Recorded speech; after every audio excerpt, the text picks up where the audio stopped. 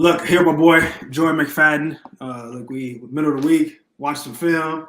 Show them the sign. Show them the sign. People ain't been in the facility. Show them the OL sign. You know what I'm saying? Yeah, the OL Yeah. sign. All right. Yeah. Okay.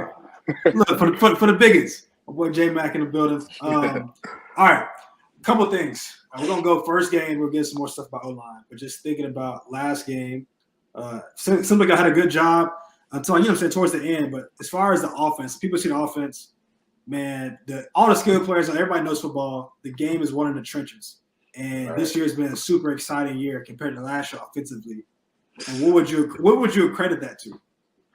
I really, credit that to the whole, offense, the staff, everybody. Like, I feel like this off season, man, everybody just went to work. Like, from offensive line to obviously quarterback, running back, receiver. Like, everybody's gotten better the off season. And Coach Streeter's done a great job as well as, really asking our input, what we really like to run, different things like that. So just being a player's coach. So it's really been from the top down. Like everybody's really contributed, and it's been fun to watch, honestly. Right. No, that's the same, bro. It's been real fun to watch. I mean, just seeing y'all go out there and compete, have fun has been really, really dope. I think the next question would be, along with all the stuff on offense, I think one of the biggest things is seeing the progression through the O-line. And what would you say about that? Yeah, bro. I just feel like basically this was the first year kind of last year we had a freshman in Marcus Tate. It was Walker Park's first year starting. So it was a lot of new pieces last year. Me and Will Putnam were kind of veterans. And last year was a whole lot of, injuries, different things like that. So musical chairs. We didn't really start the same group of five until game 6 or 7. So it's hard to build cohesion that way. And this year, me, Putnam, Marcus, Walker had a whole year playing together. We built that cohesion. And Blake came in and, he was ahead of where a freshman should be. He really picked up things quick and being able to go through, camp and everything like that, spring ball, whatever it may be together. And just, being able to stay together this season and, luckily there hasn't been any injuries, things like that. So, just being able to, have a whole bunch of snaps together, a whole bunch of reps together and really build that cohesion has been a big part. And, like Coach Austin has done a great job with us, man, just implementing new techniques and different things like that, new ways to run plays, different things like that. So he's done a great job as well. Yeah. On that same note, what would you, as the elder statesman in the group, and people have seen clips, just like that clip of Blake kind of went viral. What do you want people? What do you want people to say about the Clemson line?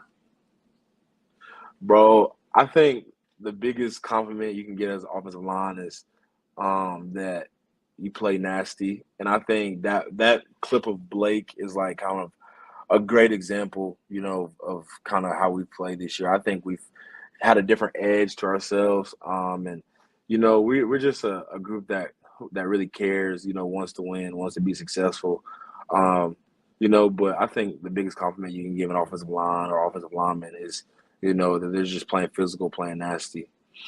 Right, bro. Definitely some clips that have emerged during the games. Like, if you can display to people something, like what goes on in the trenches, like what happens down there, bro? What you be saying, bro? It's a lot of communication from obviously between the 5 of us, but I mean, there's definitely a lot of trash talk going on down there. There's probably things that sometimes that I probably can't repeat on here sometimes, if you know what I mean. But there's a lot of talking trash going on. Like obviously, we're grown men. The opposing team, they're grown men, and it's a lot of pride, between offensive line, defensive line. So, bro, it gets dangerous down there sometimes. I can't even lie. Like, there's a lot of trash talk. It's a lot of physicality. So it's definitely the trenches is a nasty place to be. Come on. Do you have that picture? I guess it's still true. That picture went viral. They posted. You remember what I'm talking about? The one with you were cheesing. Oh yeah. Yeah. That look, they showed OL some love, bro. I feel like y'all get more love this year than usual. It's cool. You know what I'm saying? On social, they incorporating y'all. It's cool to see. For the people out there that may not like see or understand ball, just tell them like why the OL is important. You know what I'm saying? Because I feel like people obviously see like DJ throw the ball, they see us run the ball. But my experience last year is like if the OL is not clicking, there ain't nothing happening. And so just as a, you know what I'm saying, as a football one-on-one, tell the people like kind of the importance of the trenches, you know? Yeah, and I mean, I think obviously it's not a very glorified position, talk about position. So, a lot of people really don't understand, the importance of it. But, I really think, if you have a good offensive line, like it makes everything a lot easier. Like last year when we struggled, like DJ was getting hit a lot early on, so he wasn't comfortable, behind us, and that plays a factor. Like if a quarterback's not comfortable, he's not going to be able to, keep his eyes on the field, make those reads, different things like that. And I think the biggest thing offensive line play is just getting.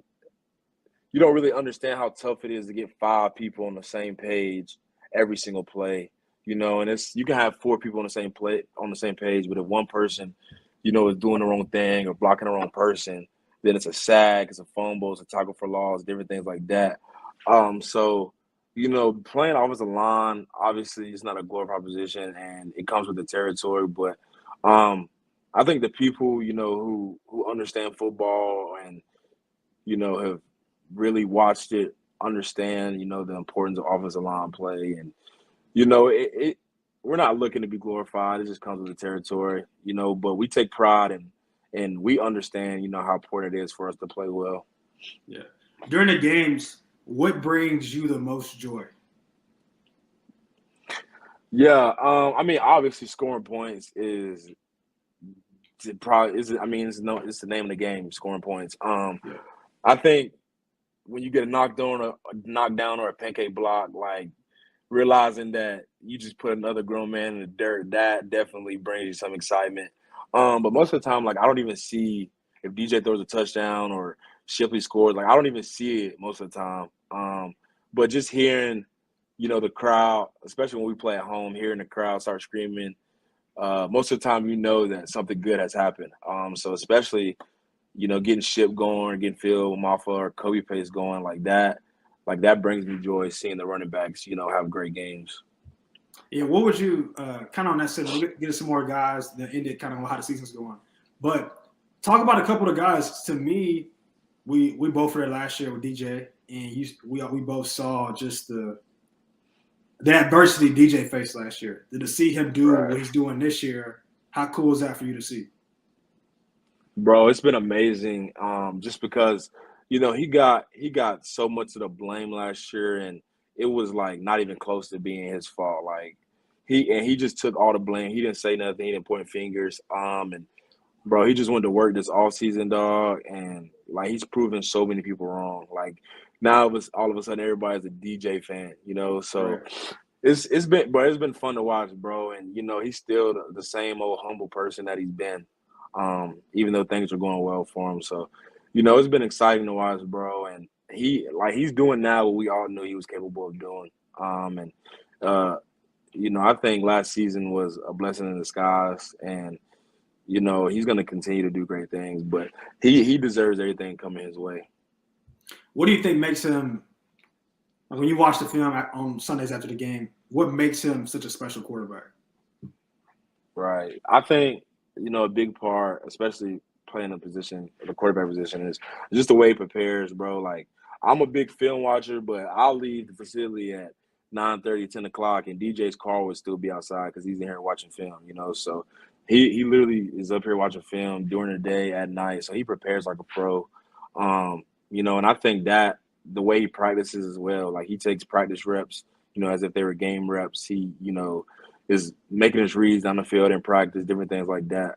So, he prepares the same way each week, and, it's paying off. Like the way he continues to prepare, it's paying off each week.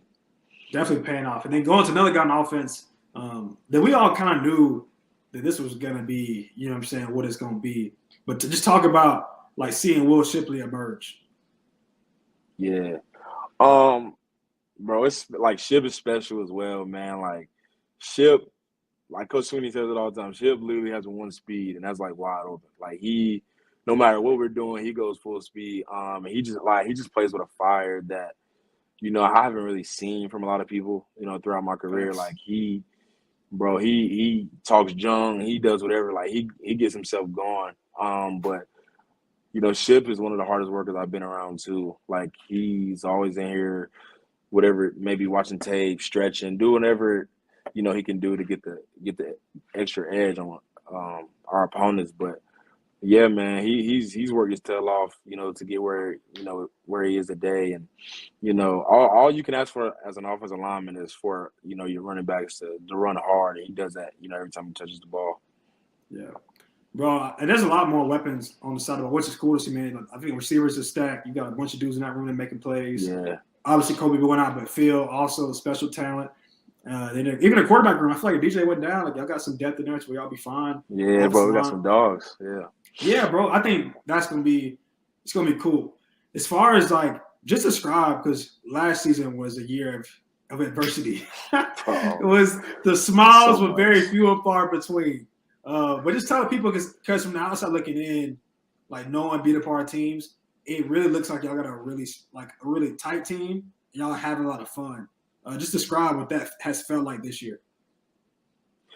Yeah, I mean, like everybody who was on last year's team knew what we went through and knew how hard it was.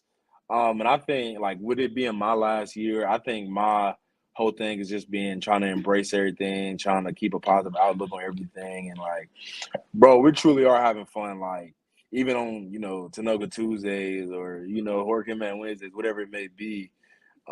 Like bro, everybody just going out there like competing, but at the end of the day, like bro, we're out there like cracking jokes, whatever it may be at practice. Like we know when it's time to work, but we also have a lot of fun, and I think this is one of the closest teams that I've been on.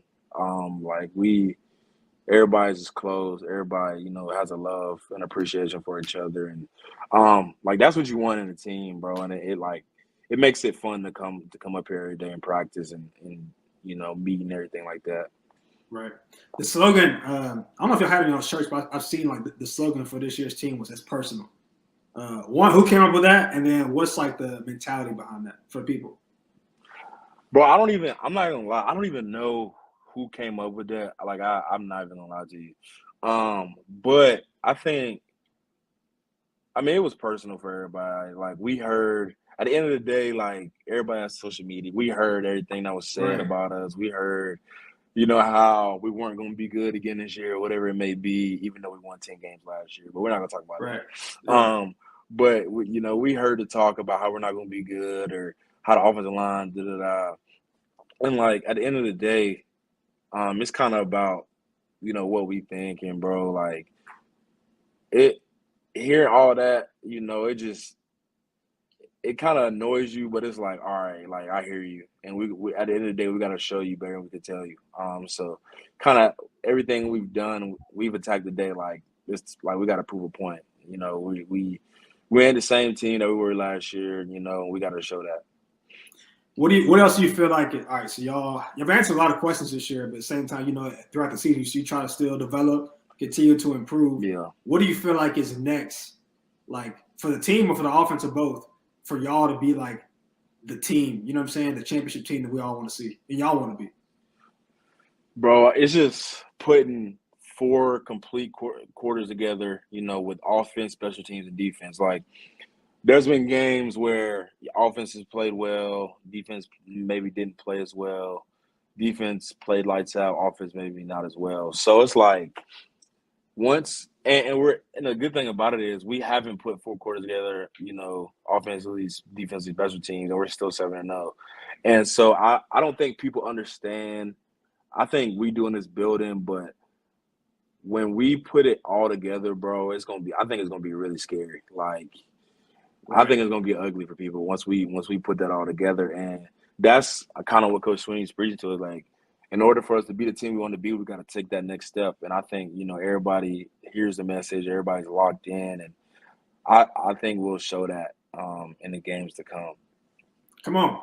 Look, Jordan McFadden, the elder statesman of the offense, joining us. Appreciate you, bro.